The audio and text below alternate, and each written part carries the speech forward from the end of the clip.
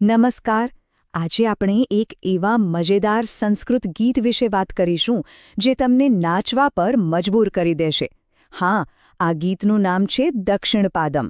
અને ખબર છે, આ ખાલી ગાવા માટે નથી પણ સાથે સાથે રમવા માટે પણ છે. ચાલો જોઈએ. જો, આ કોઈ અઘરું કાવ્ય નથી, બિલકુલ નહીં.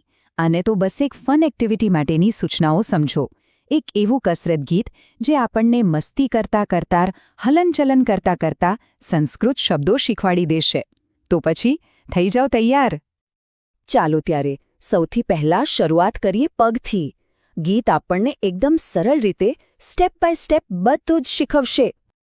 તો ગીતની શરૂઆત થાય છે આ બે લાઇનથી: દક્ષિણપાદમ પુરસ્કુરુ, દક્ષિણપાદમ કુરુ પૃષ્ઠમ.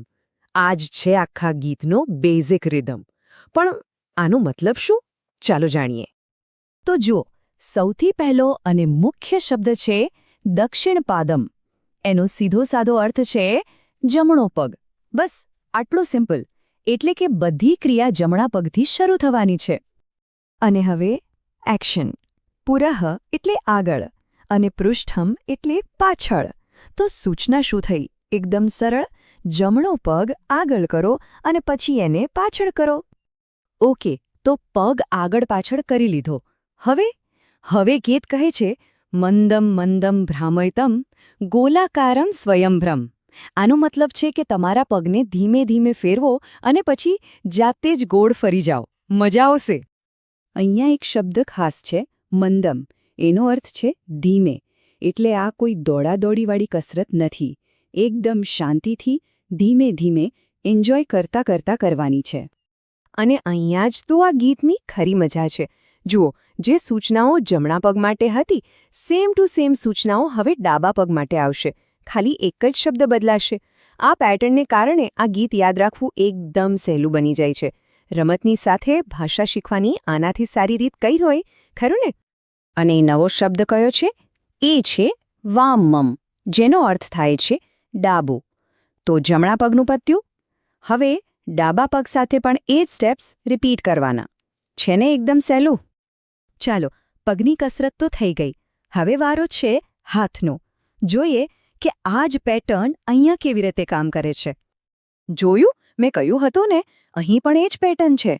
દક્ષિણહસ્તમ પુરસ્કુરુ, દક્ષિણહસ્તમ કુરુ પૃષ્ઠમ. એટલે કે જમણો હાથ આગળ કરો અને પછી જમણો હાથ પાછળ કરો.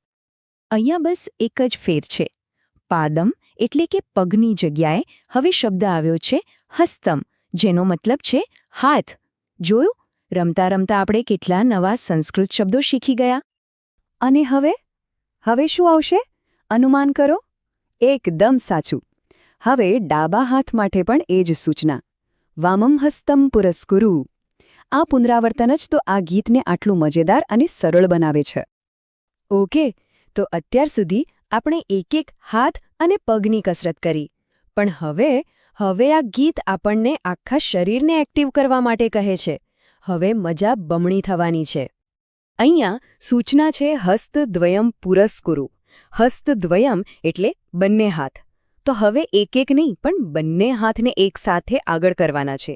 ગીત હવે એક સ્ટેપ આગળ વધી રહ્યું છે. અને હવે આવે છે આ કસરતનો ક્લાઇમેક્સ, સર્વાંગમ હિ પુરસ્કુરુ. આનો મતલબ છે કે હવે આખા શરીરને આગળ પાછળની મૂવમેન્ટમાં જોડી દો. વાહ! આને સમજવા માટે સર્વાંગ શબ્દને સમજીએ. સર્વાંગ એટલે બધા જ અંગ, એટલે કે આખું શરીર. તો હવે આ કસરત પૂરા શરીર માટે થઈ ગઈ છે. ચાલો, કસરત તો બહુ કરી લીધી. હવે આ ગીત એક બહુ જ સુંદર વળાંક લે છે. હવે આ એકલા કરવાની એક્ટિવિટી નથી રહી, પણ એક ગ્રુપ સેલિબ્રેશનમાં ફેરવાય છે. આ પાઠ શરૂ થાય છે સર્વે મિલિત્વાથી. અહીં મિલિત્વા શબ્દ બહુ ખાસ છે. એનો અર્થ છે બધા સાથે મળીને. આ શબ્દ જ એકતા અને સાથે મળીને મજા કરવાની ફિલિંગ આપે છે. અને સાથે મળીને શું કરવાનું છે? 4 મજેદાર વસ્તુઓ. પહેલું, ખેલામહ એટલે ચાલો રમીએ. બીજું, ગાયામહ ચાલો ગાઈએ. ત્રીજું, ખાદામહ ચાલો ખાઈએ. અને છેલ્લું, નૃત્યામહ ચાલો નાચીએ. આખા ગીતનો કેટલો પોઝિટિવ અને હેપી એન્ડ છે. તો ચાલો એક ક્વિક રિવિઝન કરી લઈએ. દક્ષિણમ જમણો, વામમ ડાબો, પુરઃ આગળ, પૃષ્ઠમ પાછળ, પછી હતું હસ્તમ એટલે હાથ અને પાદમ એટલે પગ, સર્વાંગ એટલે આખું શરીર અને છેલ્લે મિલિત્વા એટલે સાથે મળીને. યાદ રહી ગયું ને? તો આ બધું સમજ્યા પછી એક સવાલ મનમાં આવે છે. આ ગીતનો કયો ભાગ સૌથી મજાનો લાગ્યો? ધીમે ધીમે શરીરને હલાવવું એ, ગોળ ગોળ ફરવું એ, કે પછી છેલ્લે બધા સાથે મળીને રમવું, ગાવું અને નાચવું એ? વિચારવા જેવું છે, ખરું ને?